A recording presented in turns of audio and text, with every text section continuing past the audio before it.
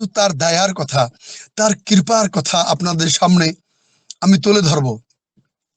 তিনি যে এত দয়ালু পুরুষ, আমাদের আচার্যদেব, তার ভিতরে যে শ্রী ঠাকুর লীলা করেছেন, তার একটি প্রমাণ আপনাদের আগে আমি তুলে ধরব। কেমন দয়ালু পুরুষ, কেমন জীবের জন্য যিনি তিনি প্রাণ যে কাঁদেন, তার যে প্রাণ কাঁদে, কেমন ভাবে কৌশল করে তিনি দয়া করেন, তার ঘটনা। আমি 29 তারিখে ঠাকুর বাড়ি যাই। এখানে খুব জ্ঞানী গুণী লোক আছে, হয়তো আমার ভাষা বা জ্ঞান শ্রীমত যাই হোক, আর মাফ করবেন যদি কোন ভাষা ত্রুটি হয়। আর আচার্যদেবের দয়ার কথা বলি, তিনি আমি 29 তারিখে পাই শাড়ি পরা আর ধুতি পরা আমার স্বামী স্ত্রী গাড়ি করে গেলাম, গাড়ি নিজে গাড়ি করে ড্রাইভ করে গেলাম। কাপড়ে একটু খুচমুচ খেয়েছিল। আচার্যদেব এত খুশি হলেন, বাহ ক্যা বাত है, क्या बात है, क्या बात है, दारुण লেগেছেন, दारुण दारुण दारुण। बहुत अच्छा लगा है आप लोग को दोनों को ऐसा साड़ी और धोती में देख करके। उसके बाद यहीं खड़े रहिए प्रणामी बक्सा के सामने। खड़ा रहने के बावजूद, खड़ा होने के बाद बोले कि चीनी कम होटल है, वहां जाइएगा, चीनी कम होटल में जाइएगा, वार्तालाप करिएगा जाके। मैं बोला ठीक है, आगे कहाँ है होटल?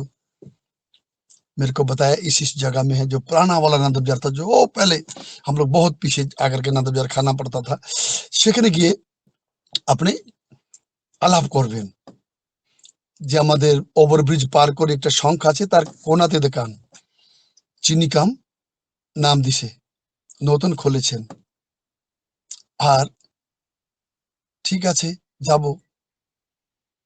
সকল হলো 30 তারিখে ও বাড়ি ও দোকানে গেলাম। দোকানে যাবাতে উনি কথাই শুনতে চান না।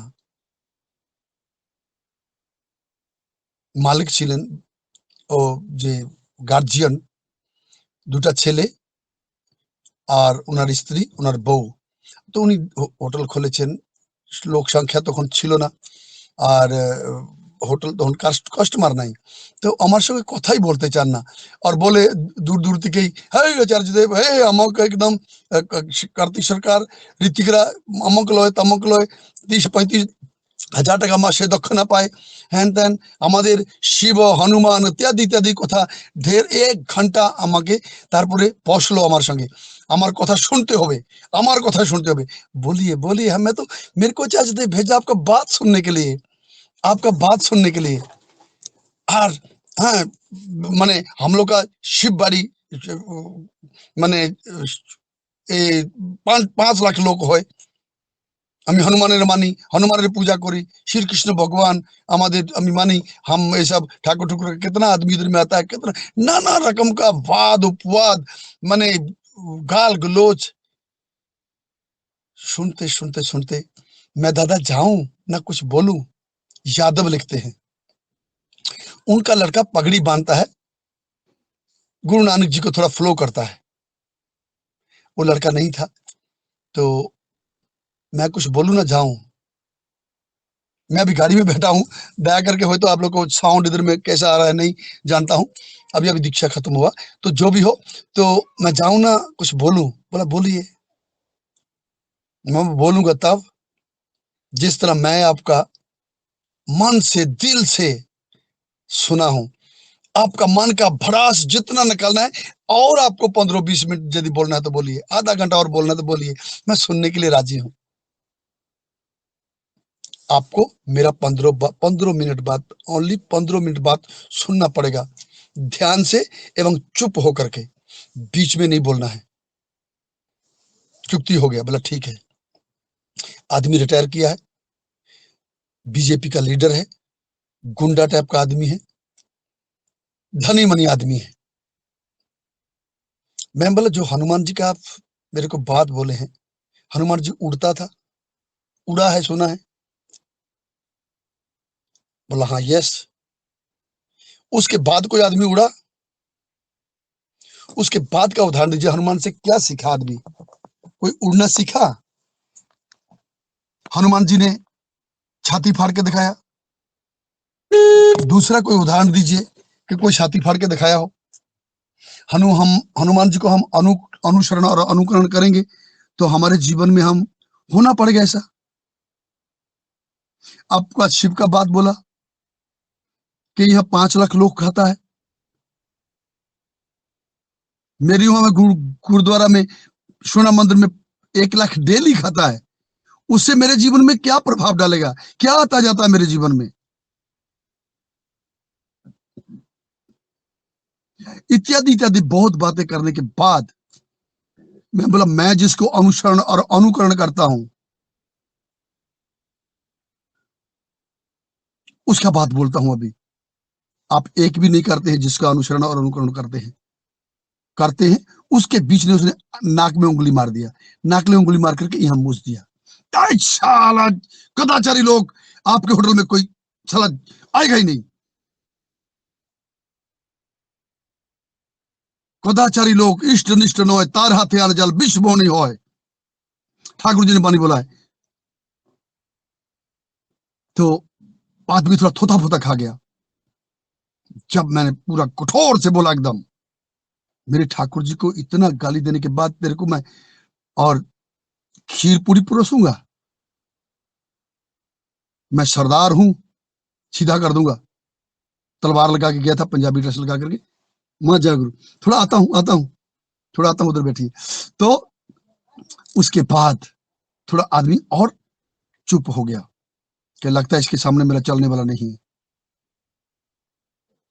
मैं बोला मैं उस गुरु का शिष्य हूं जो गुरु चलना सिखाता है, बोलना सिखाता है, खाना सिखाता है, चलना सिखाता है, सदाचार सिखाता है, और जो वो करते हैं वो ही मैं करता हूं। दुश्मन का भी मंगल चिंता करना, पापी को भी गला में लगाना, मैं उनसे सीखा हूं, वो वही करता हूं।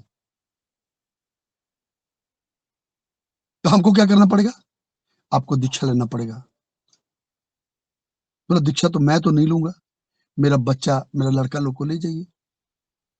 लड़का को ले जाऊं? बोला हाँ, हम इंजन को लेने आए हैं, डिब्बा को नहीं। आचार्य देव आपके साथ बात करने को बोला है, यदि आप जाएंगे तो ठीक है, नहीं तो हम डिब्बा को हम लेने नहीं है, इंजन जाना पड़ेगा। जाओगे? बहुत देरी सोचने के बाद बोला ठीक है। तो बात बन गई। उसके बाद बोला नहा के आइए, जाइए। नहा धो के आए। बोला हम, बोला बोगा ड्रेस लगाइए, चाहे जो भी लगाइए, धोती लगाइए। बोला नहीं, मेरा नेता का ड्रेस है, मैं नेता ड्रेस लगा के जाऊंगा। अच्छी बात है, जो भी ड्रेस लगाइए। लड़का उसको आ गया दुकान में, उसको भी बोला वो पगड़ी बांध के आइए। पगड़ी बांध के आया, आचार्य देव के सामने जाएंगे। गए। मैं बोला मेरे पास 20 मिनट है, आप लोग के पास दिया, मैं जाता हूं। मैं जाके तुरंत रूम में जाकर के कड़कड़िया धोती। 10 मिनट रुको, 10 मिनट रुको, अभी नहीं, मैं लेता हूं ना, बैठो ना 10 मिनट और 10 मिनट। हाँ, तो उसके बाद आचार्य देव के सामने पेश कर दिया। मैं गड्डी में गया, अपने रूम में धोती, फतवा, कंधा में चादर, हाथ में डंड लेके ठक करके उसका गाड़ी जाके गाड़ी रोका उसके होटल के सामने। जब मेरे को देखा, दोनों बाप बेटा बैठा था, इंतजार कर रहा था। मैं बोला ए देखिए, मैं बोला था ना जो मेरे आचार्य देव पहनते हैं वही पहनता हूं मैं, चलिए। ढेर मिष्टी मिष्टी लेकर के वो लोग 2-3 डिब्बा, 2-3 केजी। मैं भी थोड़ा पैसा दिया, मतलब मेरी तरफ से भी ले लीजिए।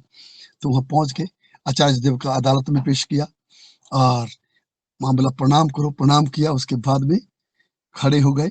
मैं बोला दोनों बाप बेटा दीक्षा लेंगे आगे। आचार्य देव इतना मुस्कान हंसी से, तेरा मुख सहावा सहज तन बाणी, चिर हुआ देखे सार्ग पानी। हे प्रभु, तेरा मुख बहुत ही सुंदर है, सुहावा है, तेरी बाणी धन है, कोमल है, पवित्र कर देने वाली है। मुस्कान हासी से बोला आप दोगे दीक्षा, आप दोगे, जाइए ठाकुर बाड़ी में जाइए, जाके वहां सब कुछ व्यवस्था हो जाएगा। गए, दीक्षा हुआ, फिर वापस आए, फिर उनके साथ बैठे, आधा घंटा बातचीत किया। उन्नति का बात बोला, होटल किस तरह चलना है, किस तरह आपका जनरेशन बाय जनरेशन आबाद हो, क्या क्या आशीर्वाद नहीं किया। ये अनुशासन मान के चलिएगा, बहुत कुछ हो जाएगा। उसके बाद हमको बोले इनको फोटो, इनका जो जो सामान लगता है आप व्यवस्था कर देंगे। आगे कितना माहौल उस टाइम में होगा। उसके बाद जो जानकारी मिला, उसके बाद वहां छोड़ के आए। फिर मेरे साथ रातुल चंद्र हेंदीगोई मास्टर यहाँ से गए थे। एक नीलू सोनवाल सौपति ऋतिक उनका दंड हुआ था, वो मेरे साथ गए थे। उनका होटल में हम लोग चाय पानी पीने को गया। चाय पानी पीने के बाद में जो पता चला, उसने एक बड़ा फाइल खोल के दिखाया नीलू सोनवाल को। इंग्लिश में पढ़ने नहीं जानता हूँ, लिखा पढ़ा कम हूं। तो नीलू सोनवाल ने फाइल खोल के दिखाया, ये ठाकुरबाड़ी में मेरे से केस चल रहा है, मैं केस में जीता हूं कार्तिक सरकार के साथ में। उस माटी, जिस होटल में होटल है, जिस माटी में, उसी माटी का सत्संग के साथ लगता है।